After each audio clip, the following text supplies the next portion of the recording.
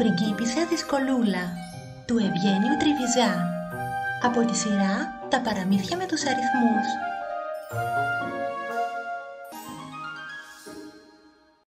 Ζούσε κάποτε μια πολύ χαϊδεμένη και τρισχαριτωμένη πριγκίπισσα που τη λέγανε Δυσκολούλα. Η Δυσκολούλα είχε ένα μικρό ελάττωμα. Της άρεσε να διαλέγει. Και όχι μόνο της άρεσε να διαλέγει, αλλά αργούσε πολύ να αποφασίσει τι ακριβώς προτιμούσε. Μια μέρα την κάλεσε ο βασιλιάς και της είπε αυτά τα λόγια.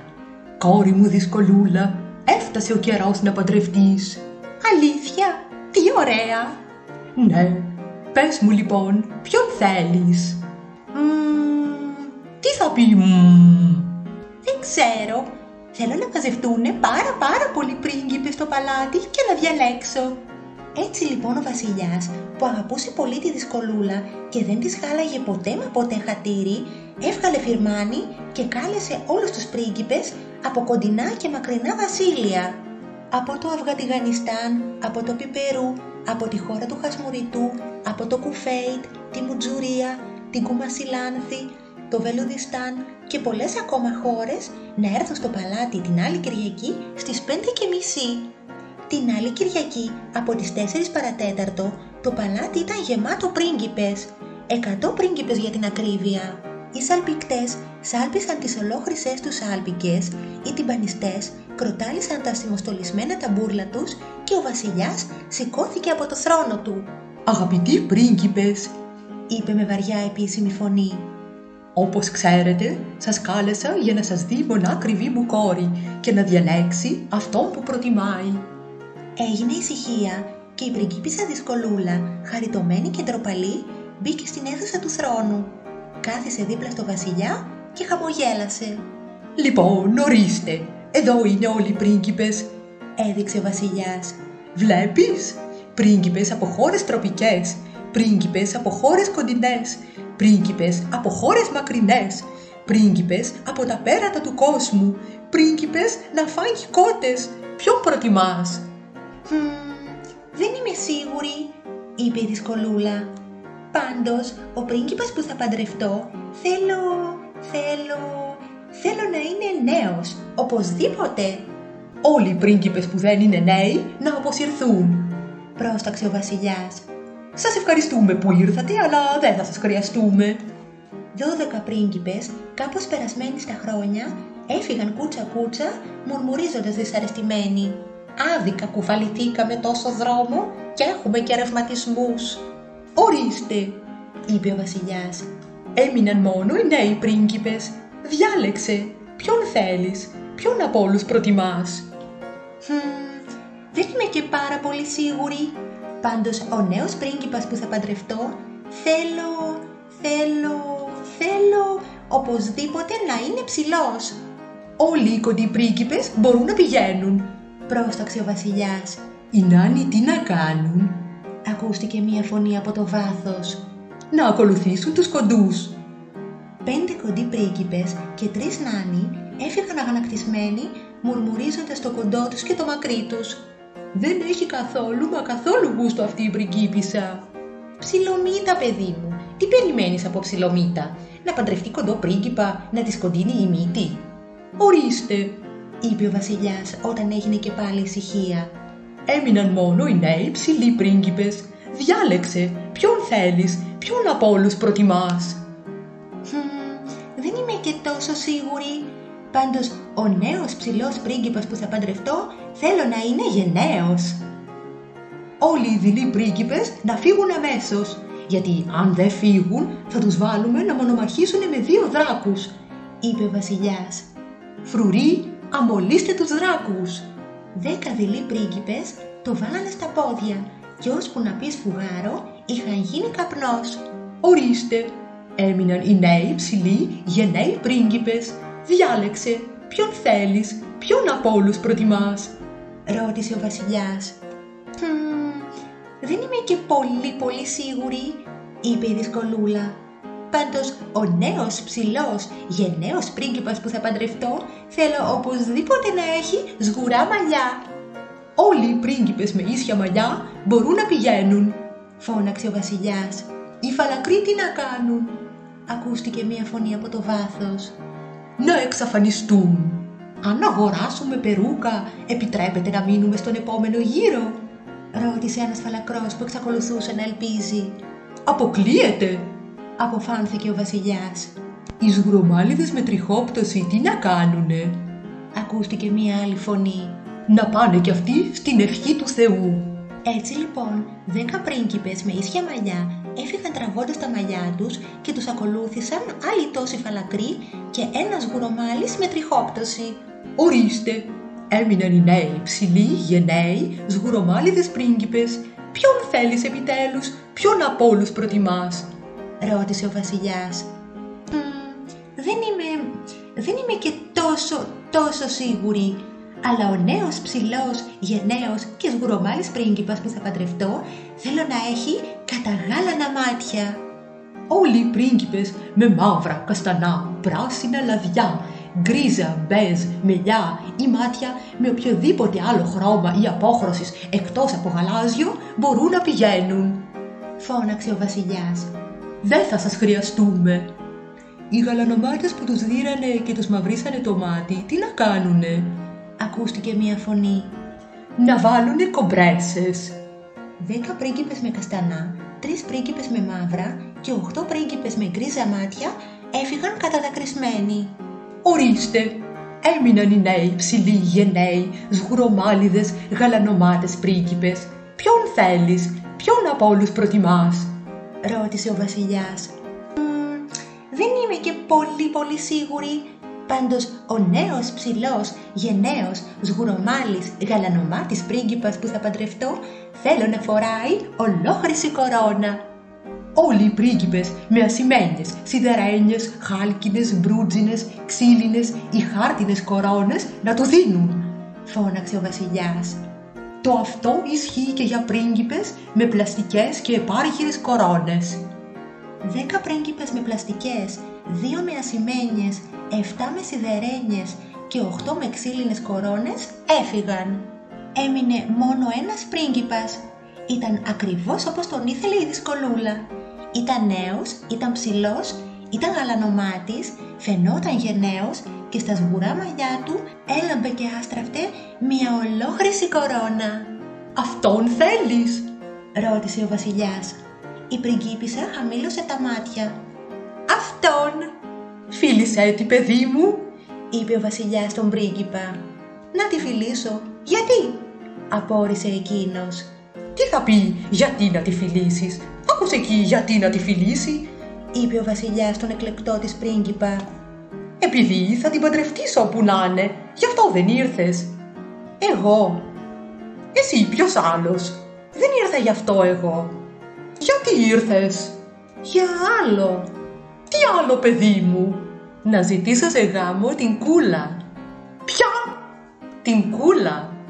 «Κούλα? Ποια είναι αυτή η Κούλα, παιδί μου?» «Η κόρη του Κυπουρού. Την είδα που πότιζε τα ραπανάκια στον κήπο». «Ραπανάκια? Έχουμε στον κήπο ραπανάκια?» «Και ραπανάκια και αγκινάρες και κουνουπίδια και μπρόκολα και σέσκουλα». Την είδα λοιπόν που πότιζε τα ραπανάκια και την αγάπησα παράφορα. Το ίδιο και εκείνη, με την πρώτη ματιά. Ο Κυπουρός δεν έχει αντίρρηση. Φτάνει να μας δώσετε κι εσείς την ευχή σας. «Είσαι στα καλά σου, παιδί μου. Εδώ είδαμε και μάθαμε για να σε διαλέξει δυσκολούλα. Και εσύ μου μιλάς για κούλες και σακούλες και κουραφέξαλα». Γούστα είναι αυτά, μεγαλειότατε. Θα μας δώσετε την ευχή σας να παντρευτούμε με την Κούλα ή θα πω στον μπαμπά να σας κηρύξει τον πόλεμο?» «Ποιος είναι ο μπαμπάς σου, παιδί μου?» «Ο αυτοκράτορας με τον ατσάλινο ανίκητο στρατό, που έχει διπλάσια κανόνια από τον δικό σας». «Να έχεις την ευχή μου, παιδί μου. Πάρε την Κούλα, βάλ' τη σε καμιά σακούλα και πηγαίνετε στο καλό. Άντε να μην πω καμιά κουβέντα». Έτσι ο πρίγκιπας πήρε την Κούλα, ανέβηκαν στο άσπρο του άλογο και φύγανε. Η δυσκολούλα ήταν απαρηγόρητη. Ήταν τόσο στεναχωρημένη που σίγουρα θα έβαζε τα κλάματα, αλλά δεν μπορούσε να αποφασίσει από ποιο μάτι να αρχίσει να κλαίει. Από το δεξί ή το αριστερό, ή και από τα δύο μαζί. Για να την παρηγορήσει ο βασιλιάς, που την αγαπούσε όπως είπαμε πάρα πολύ, αποφάσισε να της κάνει ένα δώρο. «Τι δώρο θέλεις?» τη ρώτησε. Θέλω ένα παπαγαλάκι», Όχι, ένα παγωτό κασάτο. Όχι, μια άρπα με ασημένιες χορδές. Ή μήπως ένα βραχιόλι? Βεντάλια, αυτό είναι, βεντάλια. Μα τι λέω, δεν θέλω βεντάλια. Μια χρυσή σβούρα θέλω. Όχι, θα τη βαρεθώ τη σβούρα. Θέλω ένα επτάμενο χαλί ή καλύτερα ένα ρόζα αερόστατο. Όχι αερόστατο, θέλω ένα ωραίο φόρεμα. Η επιθυμία σου θα πραγματοποιηθεί, είπε ο βασιλιάς και έβγαλε αμέσως φιρμάνι που καλούσε όλους τους ράφτες της χώρας να ράψουν το πιο ωραίο φόρεμα που ράφτηκε ποτέ και να το φέρουν στο παλάτι την άλλη Κυριακή στις 5:30. Την άλλη Κυριακή από τις 5 παρατέταρτο 100 ράφτες έφεραν στην αίθουσα του θρόνου τα πιο όμορφα, τα πιο φανταστικά, τα πιο καλοραμένα, τα πιο φανταζή φορέματα που μπορεί κανείς να φανταστεί. «Ποιο φόρεμα προτιμάς?» ρώτησε ο βασιλιάς τη δυσκολούλα. Δεν είμαι σίγουρη. Πάντως το φόρεμα που θα διαλέξω πρέπει να είναι μακρύ. Όλοι οι ράφτες που έχουν φέρει κοντά φορέματα να τα πάρουν και να πάνε στο καλό, πρόσταξε ο βασιλιάς. Οι ράφτες με μπλουτζίν τι να κάνουνε? Ακούστηκε μία φωνή. Να φύγουνε κι αυτοί.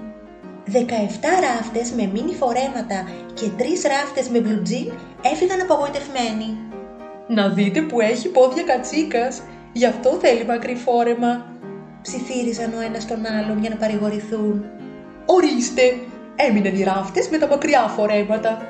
Ποιο από όλα αυτά τα μακριά φορέματα προτιμάς? ρώτησε ο βασιλιάς. Δεν είμαι και τόσο σίγουρη. Πάντως το μακρύ φόρεμα που θα διαλέξω πρέπει να είναι μεταξωτό. Όλοι οι ράφτες με ολόμαλα, βαμβακερά, βελούδινα, δερμάτινα ή αραχνοήφαντα φορέματα ή φορέματα από τούλι, ερμήνα, κασμίρι, πολυέστερ, τουλπάνι, ρετάλι, λινάτσα, ρεγιόν, નાιλον, ταφτά, αλατζά, μουσελίνα ή οτιδήποτε άλλο ύφασμα εκτός από μετάξι να αποσυρθούν, πρόσταξε ο βασιλιάς. 7 ράφτες με ολόμαλα, 3 ράφτες με αραχνοήφαντα και 9 ράφτες με βελούδινα φορέματα έφυγαν απογοητευμένοι. Ορίστε, έμειναν οι ράφτες με τα μακριά μεταξωτά φορέματα. Ποιο απ' όλα προτιμάς? ρώτησε ο βασιλιάς. Δεν είμαι εντελώς σίγουρη. Πάντως το μακρύ μεταξωτό φόρεμα που θα διαλέξω πρέπει να έχει γιακά και ντυμένο με μαργαριτάρια, είπε η δυσκολούλα. Όλοι όσοι έφεραν φορέματα που οι γιακάδες τους είναι και ντυμένοι με διαμάντια, ρουμπίνια, σμαράγδια, ζαφύρια, τοπάζια, κοράλια, γυαλόπετρες, γαλαζόπετρες, τσακμακόπετρες ή οτιδήποτε άλλο εκτός από μαργαριτάρια να τα πάρουν και να πάνε στην ευχή του Θεού. 4 ράφτες με φορέματα που είχαν γιακάδες και ντυμένους με ρουμπίνια και άλλοι τόσοι με φορέματα που είχαν γιακάδες και ντυμένους με σμαράγδια και ζαφύρια έφυγαν καταστεναχωρημένοι. Ορίστε, έμειναν οι ράφτες με τα μακριά μεταξωτά φορέματα που έχουν γιακάδες και ντυμένους με μαργαριτάρια, είπε ο βασιλιάς. Ποιο απ' όλα προτιμάς? Δεν είμαι εντελώς σίγουρη. Πάντως το μακρύ μεταξωτό φόρεμα με μαργαριταρένιο γιακά που θα διαλέξω πρέπει να έχει κουμπιά σε σχήμα... Τι σχήμα? Καρδιάς. Όλοι οι ράφτες που έφεραν φορέματα με κουμπιά σε σχήμα αχιβάδας, νούφαρου, αστεριού, τριφυνιού, νυφάδας, χιονιού, πεταλούδας, τουλίπας, κουκουνάρας ή μαργαρίτας να τα πάρουν και να φύγουν, πρόσταξε ο βασιλιάς. Το αυτό ισχύει και για αυτούς που έφεραν φορέματα με τρίγωνα, τετράγωνα, πεντάγωνα, εξάγωνα ή πολύγωνα κουμπιά ή κουμπιά σε οποιοδήποτε άλλο σχήμα εκτός από σχήμα καρδιάς. Οι ράφτες που έφεραν φορέματα με φερμουάρ τι να κάνουν? Ακούστηκε μία φωνή από το βάθος. Να φύγουν κι αυτοί. 17 ράφτες με φορέματα που είχαν κουμπιά σε σχήμα τριφυλιού ή αστεριού ή αχιβάδας έφυγαν απογοητευμένοι. Άδικα ράβαμε τόσες κουμπότρυπες, μουρμούριζαν. Τους ακολούθησε ένας ράφτης που κρατούσε ένα φόρεμα με φερμουάρ. Αν ήταν κόρη μου θα της έβαζα φερμουάρ στο στόμα, μουρμούριζε, αλλά όχι πολύ δυνατά για να μην τον ακούσει κανένας φρουρός και βρει τον πελά του.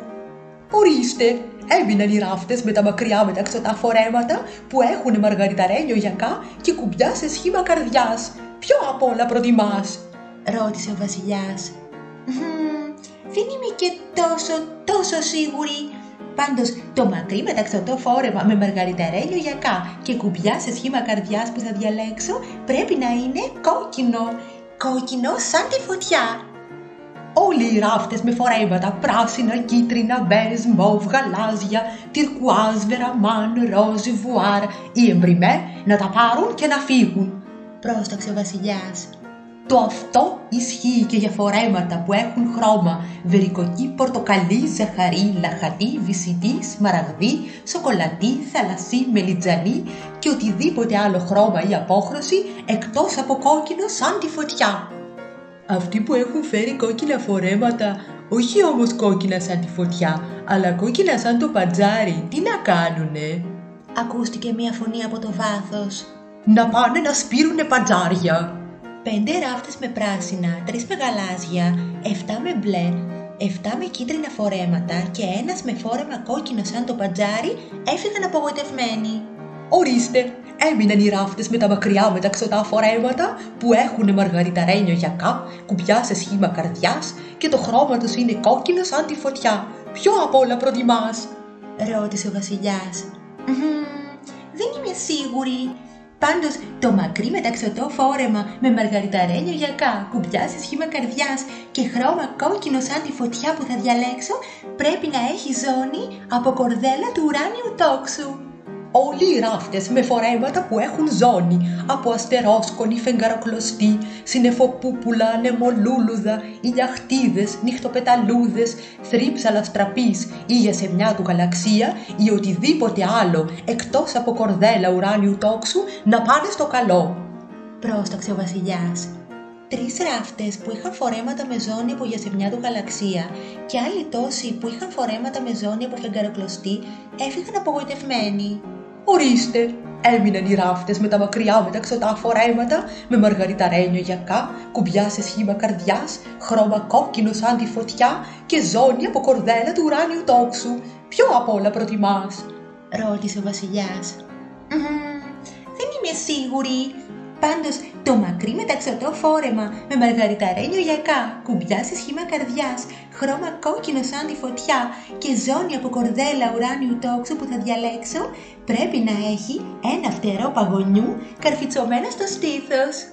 Όλοι οι ράφτες με φορέματα που έχουν καρφιτσωμένο στο στήθος φτερό κύκνου, κότας, πάπιας, χίνας, γλάρου, παπαγάλου, τσαλαπετινού ή γαλοπούλας ή οτιδήποτε άλλο φτερό εκτός από φτερό παγωνιού να επιστρέψουν στα ραφτά δικά τους, πρόσταξε ο βασιλιάς.